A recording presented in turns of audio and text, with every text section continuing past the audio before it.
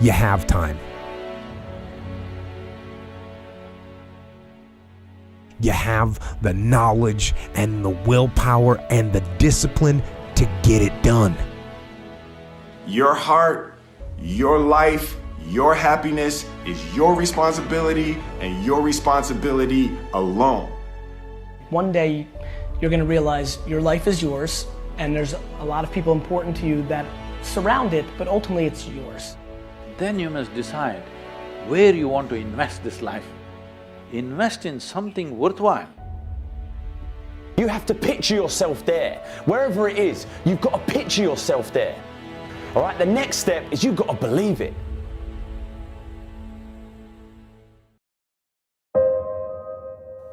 I'm here to tell you, as a former professional athlete, all we talked about was the next level, and most people think the next level is a cliche. The next level is not a cliche. The next level is a lifestyle. The next level is a tangible place. In 3 years, I doubled my NBA income in the marketplace. That's what I call the next level. See, I firmly believe that making money is easy. I've been in business 15 years. Every year, my salary and income gets bigger, stronger, and faster. Why? Because I understand the keys to that proverbial next level. You are in charge of your next level. You cannot expect to get promoted to that next level if you are mediocre. Some of you guys are doing a 5 million, you want to get to the next level, it's going to require you to become somebody different. If you're at 10 million, you want to get to 20 million, you can, but you must become someone different.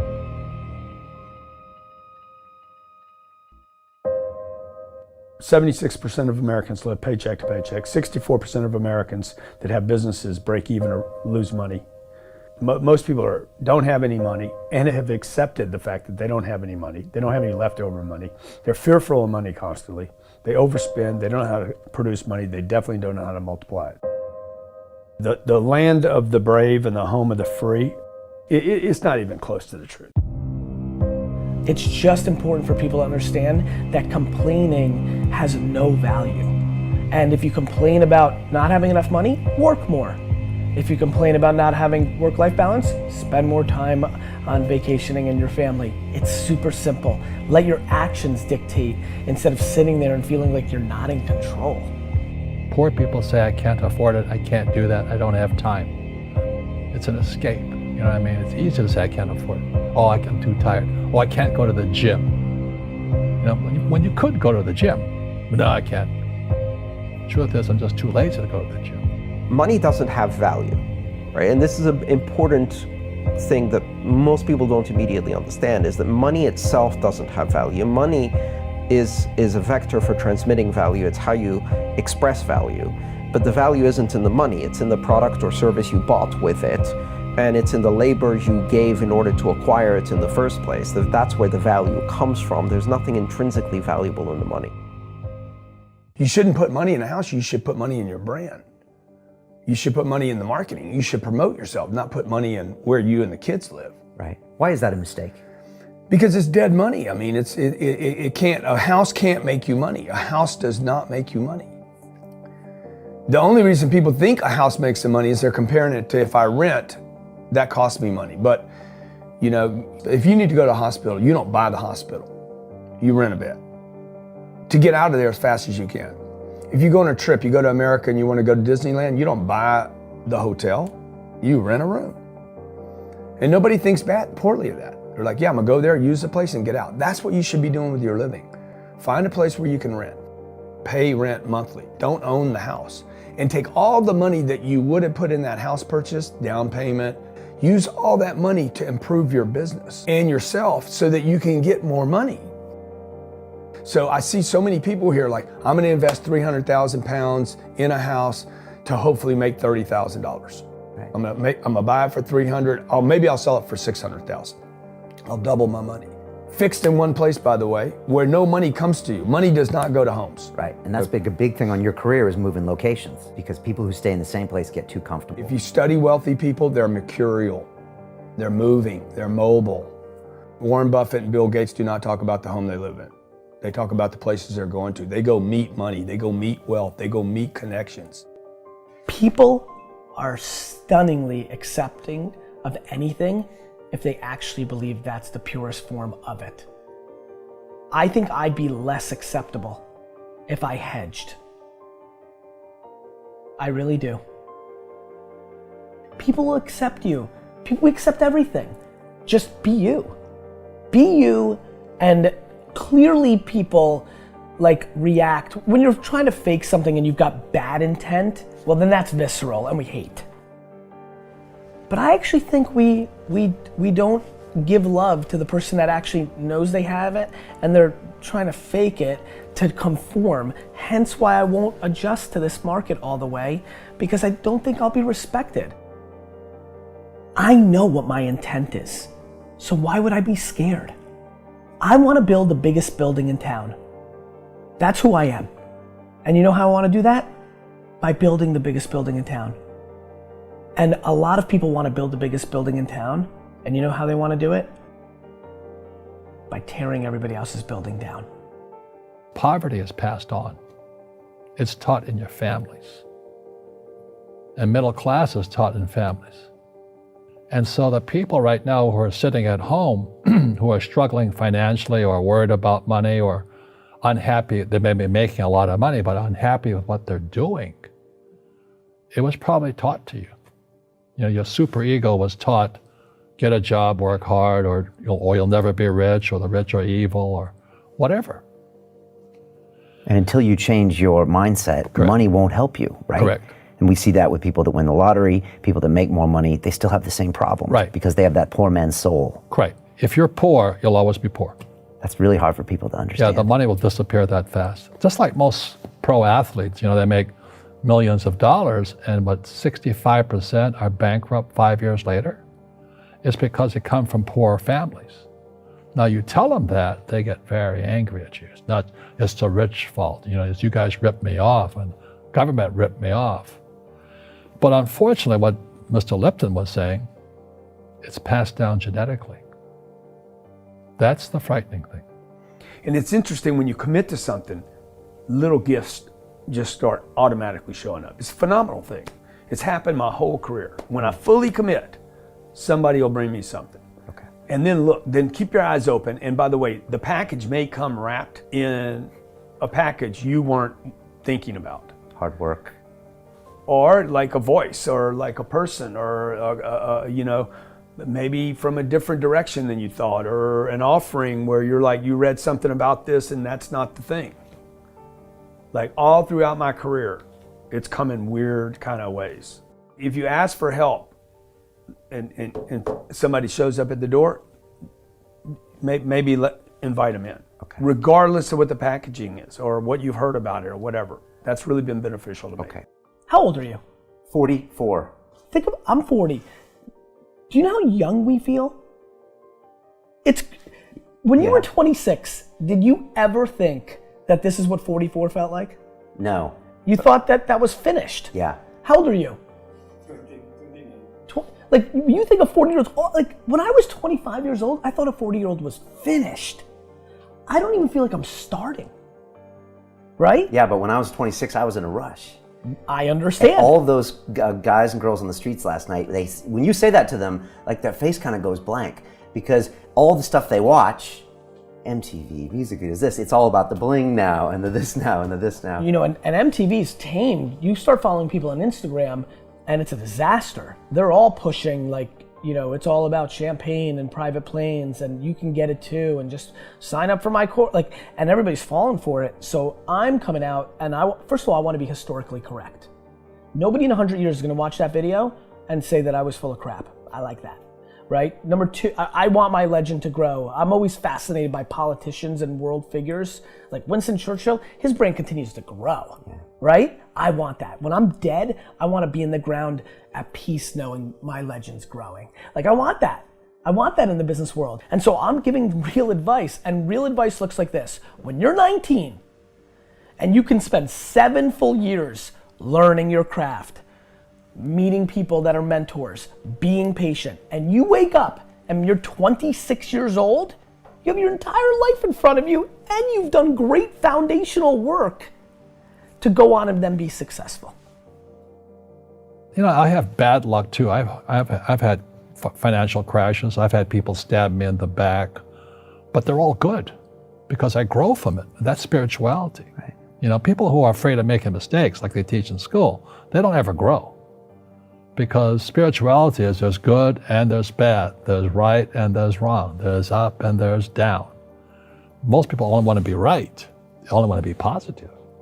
Well, you can't have that. That's not reality. And the average person, the reason they're poor is they haven't failed. You know, they play it so safe. They haven't made any mistakes like they're taught in school. That means they don't learn anything. That's why the school system's actually fundamentally corrupt. It's anti-education. Right. Don't make mistakes and don't ask for help. And if I didn't ask for help, I have my accountants, my attorneys, my bankers and all that. You know, I go into business like a rugby team. You know, boom, boom, and we kick butt. But the average guy is standing there, oh, I'm an A student, I'm going to do this all on myself, and a bunch of rugby players run you over, and you go, well, they're not playing fair. You know what, you're playing stupid. You should have a team. You should have accountants, attorneys, and bankers and all that stuff. But that's not the game I want to play. I said, then don't play the game.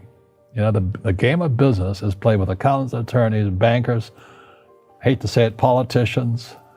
You know, you got to know the game. Like, I don't want to hustle. I want to prosper. I don't want to grind. I want to create a machine that monetizes. You know, I'm not shameful of money. I want money. I want a lot of money. I want to give money away. I want to raise a lot of money. You can't do that if you're broke. Most of the people watching this thing should either not be in business if they've got one, or close the f***er down if they got one. Because you got in business for all the wrong reasons, and you don't have the balls to close them down because of what other people are going to say. You have no idea how limitless it is when you're not afraid of what other people think or say. You have no idea. There's not two people watching this thing that even has a concept of what it is to act as if you have no limits to your abilities. Zero. But you have to do something every day that scares you. And that's a takeoff from Helen Keller, who said, or not said, she was deaf, dumb, everything, she couldn't do anything. And she said every day she did something to scare herself. Well, if you and I had all those afflictions, just getting out of bed would be scary enough. And so I decided that one of the differentiations between the people that got the most out of the week-long seminar and the year-long free mentoring from me is people that really press themselves hard. So I translated that into they've got to do something and listed what they did to scare themselves every single day. Is that the essence of really what you do, is getting people to take more risk, or to get out of their comfort zones, and then the wealth comes later? It's not just out of their comfort zones. It's to change your reality. Okay, you know, your reality is different than my reality, and you know, your followers' realities are all different. But it's to change your reality and to make yourself accountable. That's not just getting outside your comfort zone, making yourself accountable. Okay, not just accountable, not accountable to somebody else, accountable to you, me, you know, yourself, because that's the ultimately that's the only person you should be accountable to, is yourself. And we grow up, in my judgment, wrongly, that that we don't hold ourselves accountable enough. We just don't. We've learned to come up with reasons why we can't do this, reasons why it's okay not to do this, reasons why you didn't follow up on time, reasons why I told the guy I'd get back to him by Wednesday. It's now Friday. Oh, it's the weekend. I'll now get back to him on Monday. And life has gotten simpler now. With the internet and with email and the things where the communication is almost instant, you'd think it should be easier, but it's not. I use the analogy, 25, 30 years ago, you go in to buy a $100 million company, your due diligence would be 3, 4, 5 weeks, and it'd take you 3, 4, 5 weeks to close the deal. Okay, a month and a half, 6 to 8 weeks. With the internet, it should take less time because the information is instantaneous. It takes us twice as long to close a deal now. Twice as long. There's no reason for that. Things haven't gotten twice as complicated, but somebody has to put their name on the line. Somebody wants to push off the accountability. Somebody would rather have Brian sign off on it, so I go home early on a Thursday knowing you're going to come in early on a Monday and your signature will be on the document instead of mine, because I don't want to be accountable. And so the kids today have this need. It's like this thirst for guidance. And the kids do better in the year-long mentor program than the older kids. So the kids in their teens and 20s do better than the guys in their 40s and 50s. That's because the guys in their 40s and 50s got a lot of baggage. Bad habits. Bad habits, you know, and it's tough to get rid of them. And the, motivation gets you started. Good habits keep you going. Most people just have piss poor habits. And, I've had these same habits for about 50 years now, okay? About 50 years. And I don't even think about it. I mean, it's just like brushing my teeth, taking a shower. I just do it. And one of the other interviews that I did with you, I said, when I do feel wimpish, which isn't too often, I just say, come on. And I just go out and do it. And I do that about my entire life. Everything about it. And I know that if I hadn't built up these habits 20, 30 years ago, at age 70, I certainly wouldn't be doing this. I don't fail very often. I do fail. You're pretty open about all the failures. Yeah, I'm not ashamed of them. Right. That's what's made me who I am. You said failure is just testing. Correct. It's just testing. And I don't know, and I'm quick to pull the trigger two ways. I'm quick to pull the trigger and trying something, and I'm quick to pull the trigger and closing something. Just turn the key. What does that mean, turn the key? Turn the key means close the fucking business down. Most of the people watching this thing should either not be in business if they've got one, or close the fucker down if they got one. Because you got in business for all the wrong reasons, and you don't have the balls to close them down because of what other people are going to say.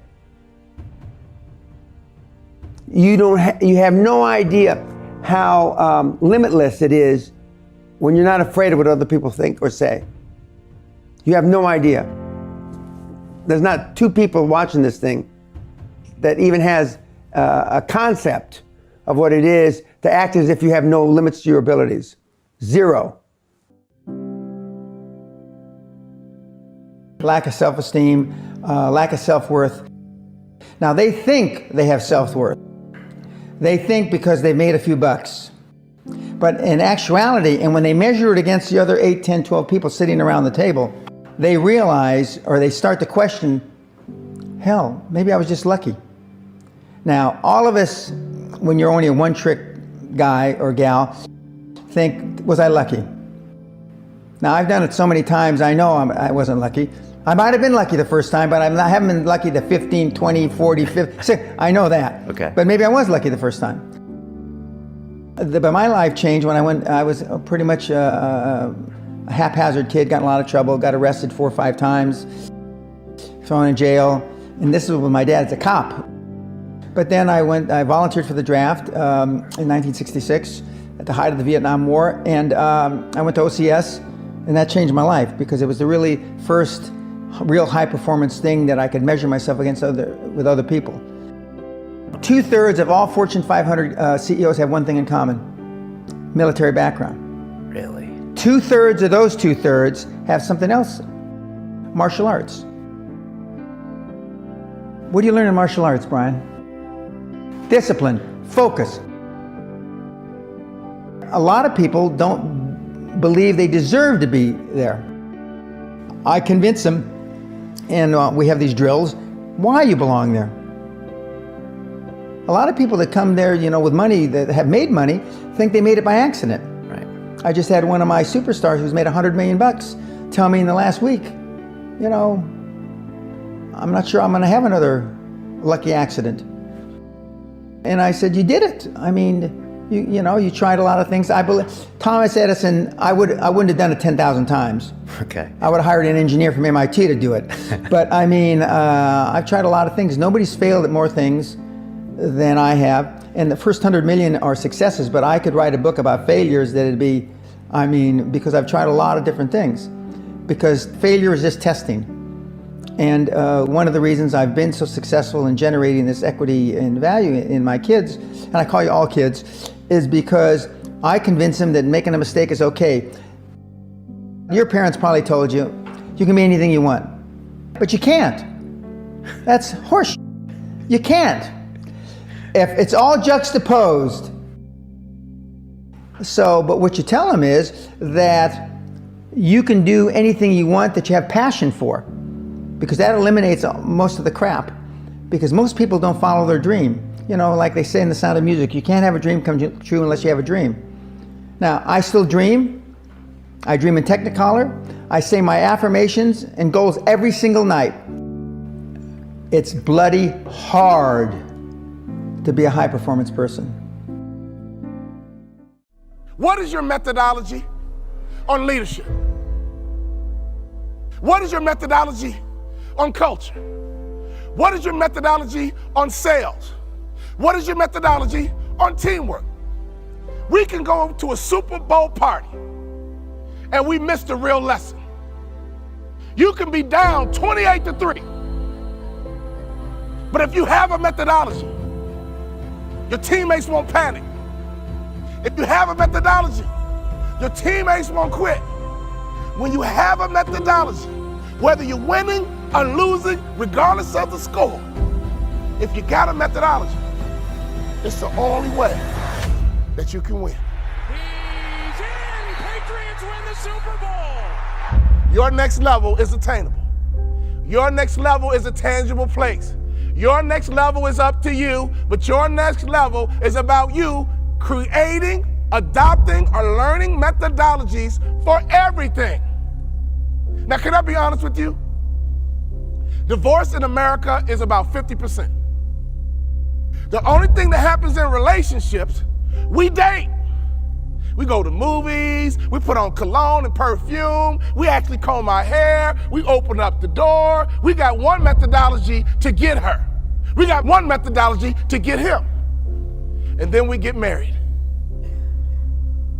And what happens? We change our methodology. Ladies and gentlemen, I've been married 23 years, and men, I want you to hear me closely. I have methodology, and here's my philosophy. It's cheaper to keep her.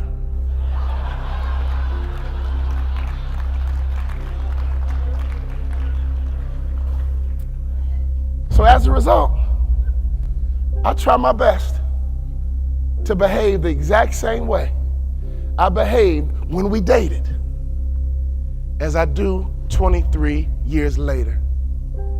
Try it. I promise you, it'll work. All right, lesson number one. If you want to be successful in business, lesson number one, cut off the news. The media's job is not to tell us the truth. The media's job is to make money. The media has figured out that America is addicted to negative information. So every night at 6, when you cut off the news, do you ever turn to your wife, husband, significant other and say, honey, I feel real good about America? When's the last time you said that? When you cut off the news, you're angry, you're sad, you're frustrated. Some people are actually scared. I kick my competition's butt because I don't watch the news. One methodology I want to teach you today is what I use to close deals. And I almost never hear the word no. See, my marketing methodology is called the mousetrap.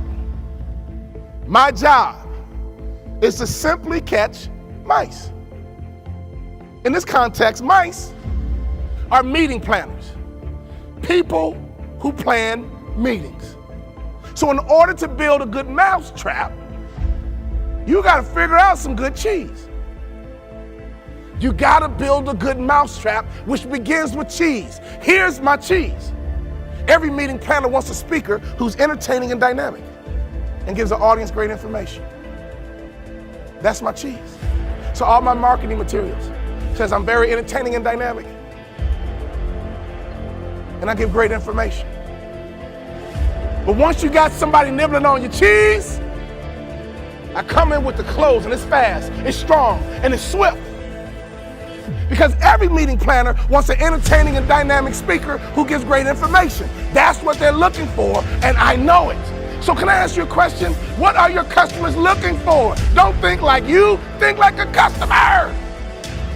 See, your closing mechanism always needs to be connected to a promise. People buy promises.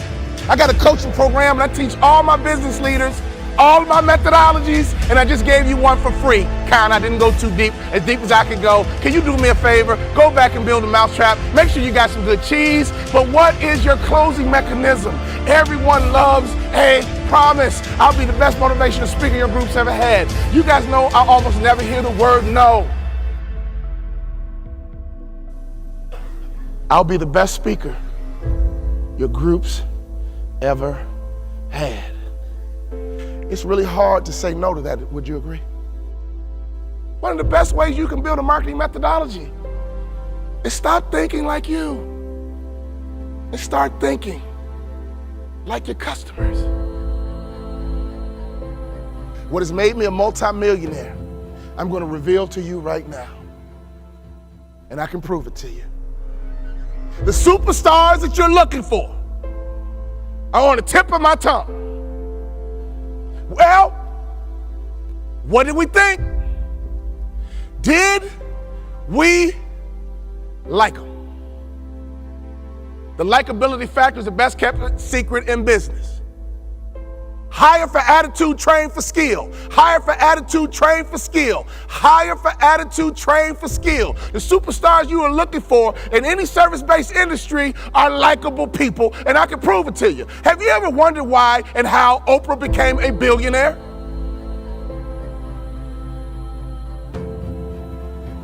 Oprah convinced 30 million women and about 1 million men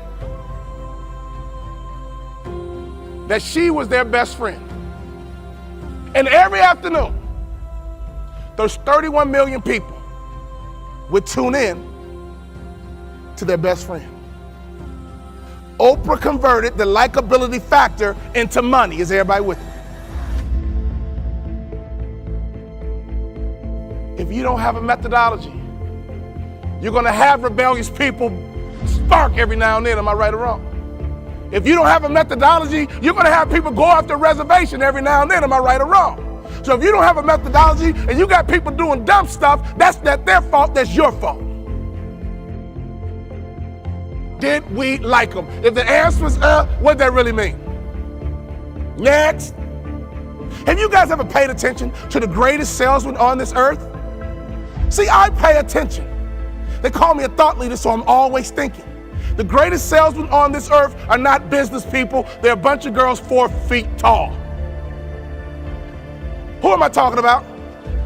The Girl Scouts, man. You will bounce a check before you turn a Girl Scout away. You will buy more cookies even if you got cookies in the house. Am I right or wrong? And let's be honest, those cookies aren't that freaking good. Those little girls are sales assassins. It's hard to say no to a Girl Scout. It's like emotional. And here's why. We've all heard the term before, but we don't execute it. People want to buy from people they know, people they like, people they trust. Have you heard that before? But yet, do you execute that methodology? We know Girl Scouts, we like Girl Scouts, and we trust Girl Scouts. It's hard to say no when you have the trifecta. If you're ready to go to that next level and install methodology, say, aha.